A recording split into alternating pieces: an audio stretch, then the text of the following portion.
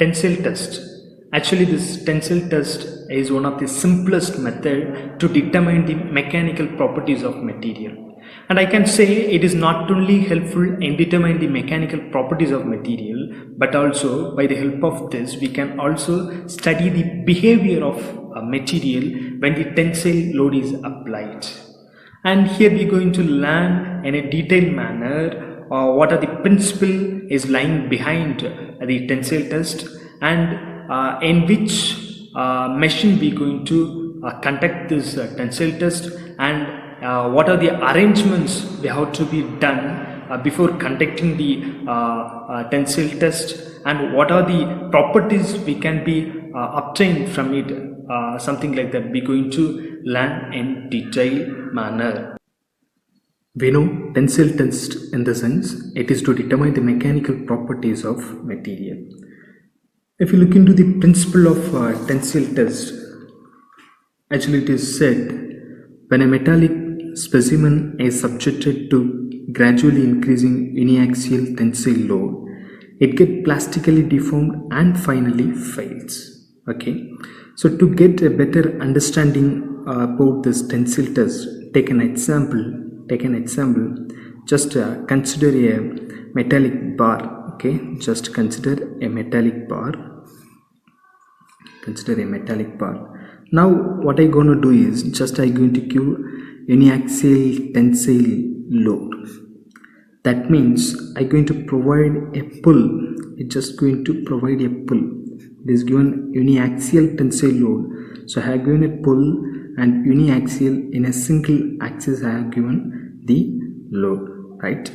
So what happens when we are doing so, it shows some kind of behavior, right? So initially I can say when the load is applied, it will be showing elastic nature.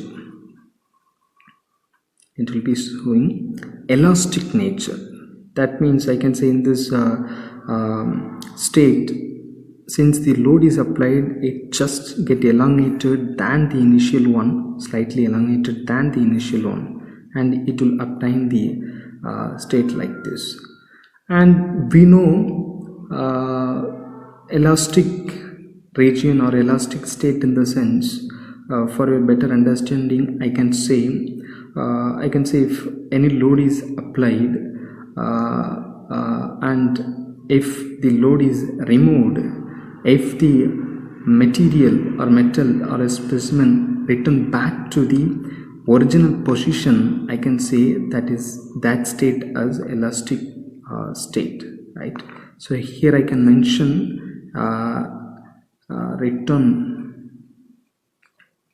return back to original. If a load is removed, if it returns back to the original position, then we can call it as elastic.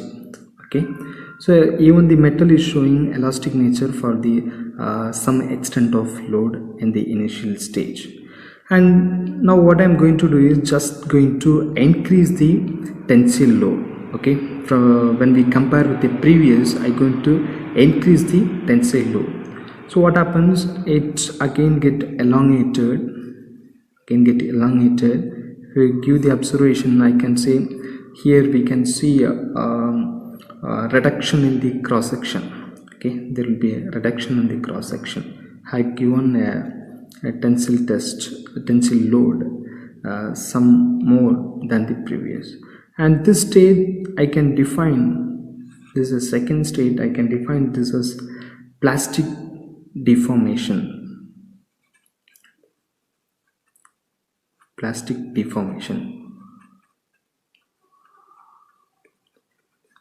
So plastic deformation is just a contradictory idea when we compare with the elastic state. That means it provides a permanent deformation.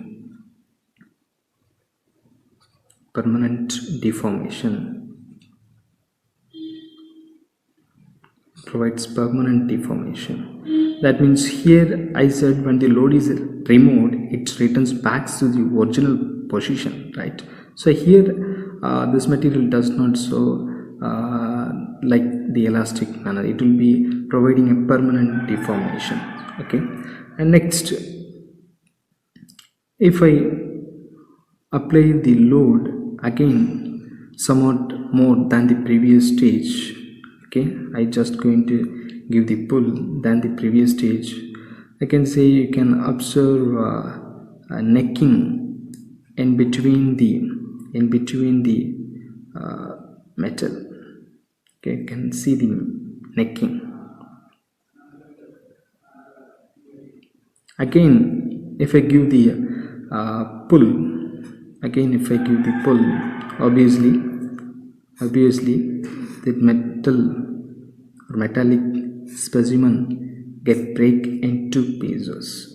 Okay, so this is the breaking is the last stage. So first it is showing elastic nature, and next it's a plastically deforming, and next last it is a breaking. In which machine we going to conduct tensile test, we going to see now. Generally we used to do in the universal testing machine. In short, we will be calling as UTM. For your kind reference, I have drawn the universal testing machine schematic diagram, so you can look this image, and if you look it, I can say there is mainly 4 important parts are there. Okay, so especially if you look at the center, you can see a part which is nothing but it is the specimen. If you take the metal, I can say it is the metallic specimen. So it is the specimen.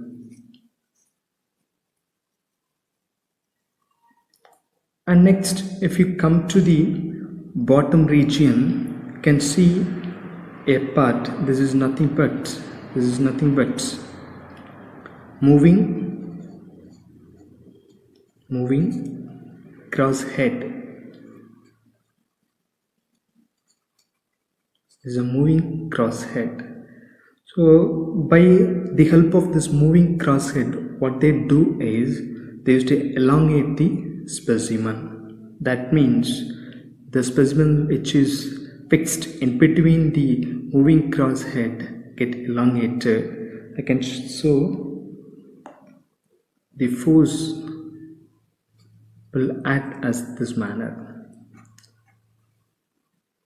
on the both sides. Okay, and next, if you see, look at the top region at the moving cross head. At the top, if you see, I can say there is one part which is named as load cell.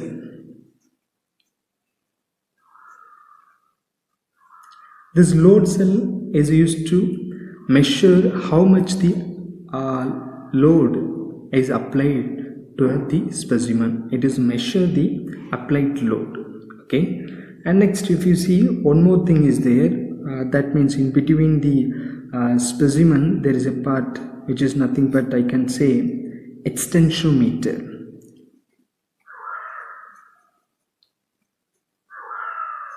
It is an extensiometer.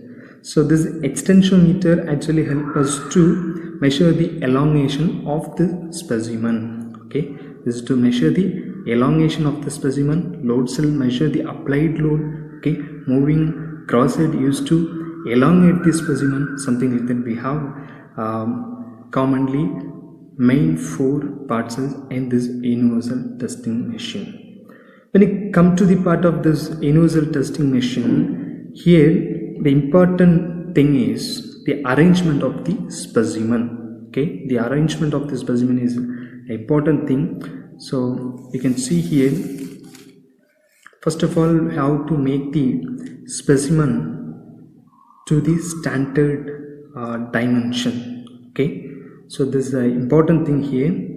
You can see here it's not a rectangular bar or something. Here it is specially designed to this shape, and here you can see the name in between the shoulder, which is represented as gauge length, and between this shoulder it is given as distance between shoulders. Okay, and in the mid it is mentioned with d, nothing but diameter. So here I said in the earlier, standardized dimensions object should be made to fit in the universal testing machine, right? So what they are saying is diameter D should be 12.5 mm. Okay, it should be 12.5 mm, and gauge length, in short I am going to write as GL, this gauge length, which is nothing but I can say 50 mm. Okay, this is a 50 mm. So after making the specimen to come to the standard shape, what we can do is we can fasten between this moving cross heads. Okay, so in the test, what we can do with the help of this moving cross head, we can give the tensile load to this specimen, that means by moving outwards. So what happens, this specimen get elongated, right? So at the same instant, what we have to do is with the help of load cell and with the help of extension meter, we have to measure the load and the elongation of this specimen. For each condition, if you are varying the load in step by step, for each condition we have to measure the load and the elongation. With the help of load cell, the load should be measured, and with the help of extension meter, the elongation should be done, and it must be recorded. And with the help of this applied load and elongation, we can draw the stress strain diagram. Now we are going to analyze further to get properties of material using stress strain diagram. Already we have recorded the load and elongation value from the universal testing machines, right? So with the help of that, what we are going to do is we are going to first calculate the stress and strain. We didn't know about the stress in the sense we have studied already. That means sigma is equal to force divided by area. So force divided by unit area, we can say it as stress, right? Yes. The same manner, strain in the sense I can say epsilon is equal to change in length divided by original length. Okay, change in length divided by original length. From the calculated load and elongation, we have to calculate the stress and strain first, and we have to draw this diagram. Okay, stress strain diagram. Right. So here I am going to draw the stress strain diagram now, and we have observed that when the tensile test is carried out, we can observe three stages. First one is a elastic, and second one is a plastic deformation, and third one is a breaking. Am I right? Yes. So first, initially it will be elastic in nature. So I can say when we are capturing the stress strain diagram, first we can get a very linear line. Okay, very linear line, and just it will be a curve like this manner. Okay, so I can take this as a point number 1, and here we can observe the second point. Okay, and what happens, it will be moving ahead with high stress, and again it come to lower, and here will be the fracture point. That means here the breaking of the metallic specimen happens. Okay, so this is a first, this is a second, and this point is a third, and this is a fourth one for the kind explanation I gonna take. Okay, so I can say the stage, that means here to the 0.2 to 0.22, nothing but elastic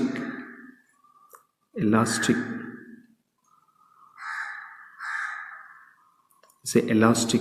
Okay, and when we're seeing from the 2 to 4, this region I can name as plastic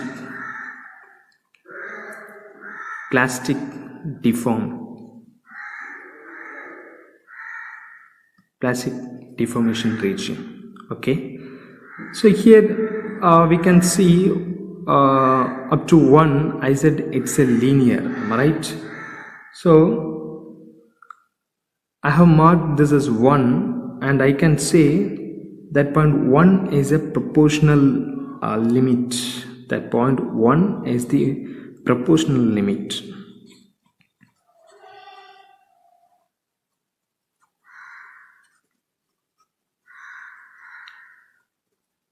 Okay, proportional limit in the sense nothing but here this is a linear one. This is a linear one as well. If you see the stress and strain, sigma as well strain epsilon will be directly proportional. If the stress increase by 1 unit, as well the strain will increase by 1 unit. The same increment will be happening in the stress and strain, so that we are getting a linear line in the elastic region. Okay, here the stress and strain will be proportional to each other, right? Okay, fine. And next I'm moving. Here we can see 1 to 2, this area covering from this to I have represented as elastic, am I right? Elastic, but quite difference in 1 and 2. Here the quite difference in 1 and 2, it's not just like this proportional limit, it's not linear, somewhat curvical in nature. Okay, but the elastic limit ends at second point. Okay, so here since the elastic limit is ending at the second point, I can name this second one as yield strength, or else yield point. I can say as yield point. So if I give the definition for or description for yield strength,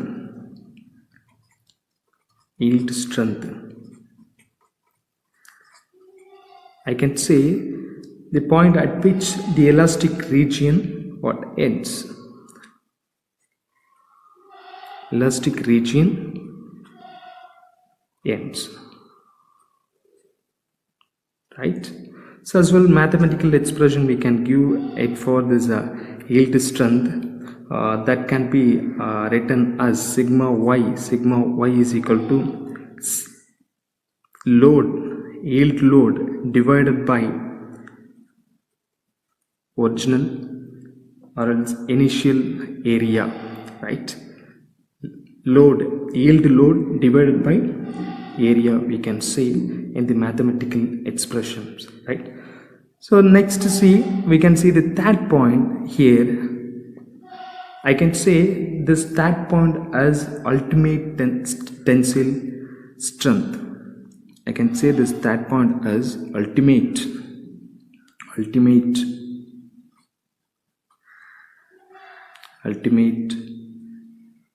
tensile strength. Okay, so this is the ultimate tensile strength. From this graph itself you can get the information. That means this is the maximum obtained stress in the stress strain diagram.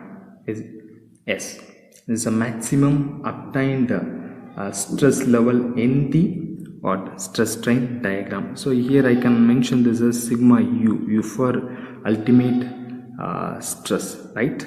So this is the maximum stress level in the diagram, right?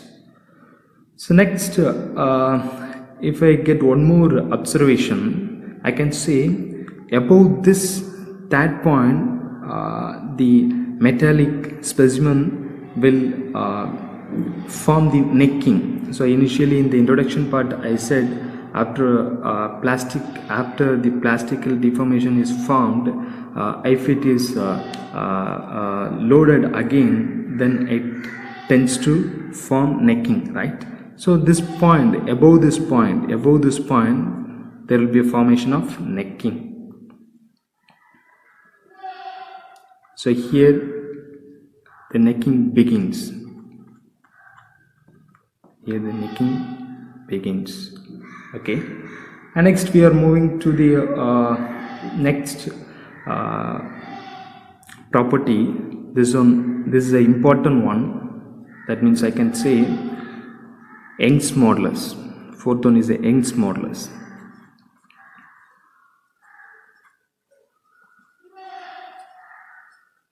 Young's modulus. So this is the important one, because when we are doing manufacturing works, Young's modulus plays a vital role, because in order to know whether the design is safe or not, we used to calculate the Young's modulus. Young's modulus is nothing but it's a slope.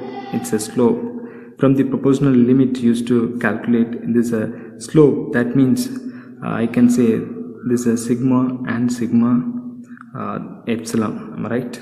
So from this we used to calculate it. So this is the thing in the mathematical expression. We can say Young's modulus E is equal to sigma divided by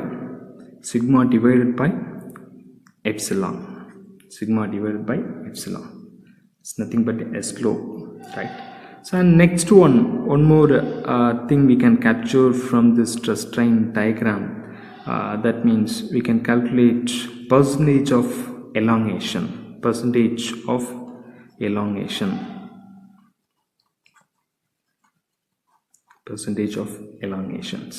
So when we are applying the tensile load to the object, what happens? This will be elongation will happens, right? That we know, and we have learned in the introduction part. So there we have a very good idea. And when we are applying that tensile load, it get elongated, and in order to find the percentage of elongation, what we can do is we can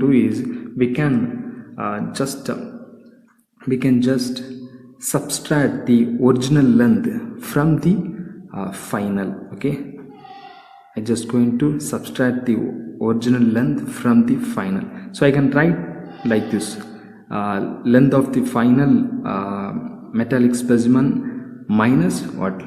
Length of the original specimen, right? So in order to get the percentage, what we can do is we can put divided by original length into 100, so that we can get the percentage of elongations. Same manner, one more property, one more observation we can do here. That means we can take this as sixth one, which is nothing but percentage of reduction is area. Reduction in area. Okay, so this are the same when the same logic when the tensile stress is applied to the metallic object. What happens? This metal will be elongating, right? So at that time the final area will be minimum when compared with the initial one. So that from that logic, what we're going to do is I'm going to subtract the final area from the original. Okay, so I can write this as a naught, this means original length minus final area. Okay, so in order to get the percentage, I'm going to divide by original area, so and multiply by 100, right? So one more thing, at last I said this is the fourth point. So hereafter there won't be the existing of metal, it get break completely into pieces, right? So this is the fourth point, is a fracture point. Fourth point is a fracture point. So breaking stress or else breaking strength can be written as seventh one. This is the seventh one. Seventh one, breaking strength. Breaking strength can be defined mathematically. Breaking load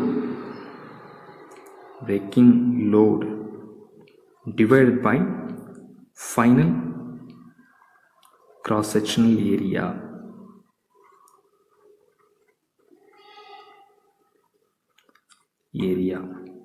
Okay, so by this we can calculate the breaking strength. So from this stress strain diagram, with the help of the obtained load and elongations, we calculate the stress and strain, and afterwards with that idea we can also study the proportional limit, yield strength, ultimate tensile strength, next Young's modulus, elongation, percentage of reduction in area, and breaking strength. So okay, so with this we can complete this session. Thank you.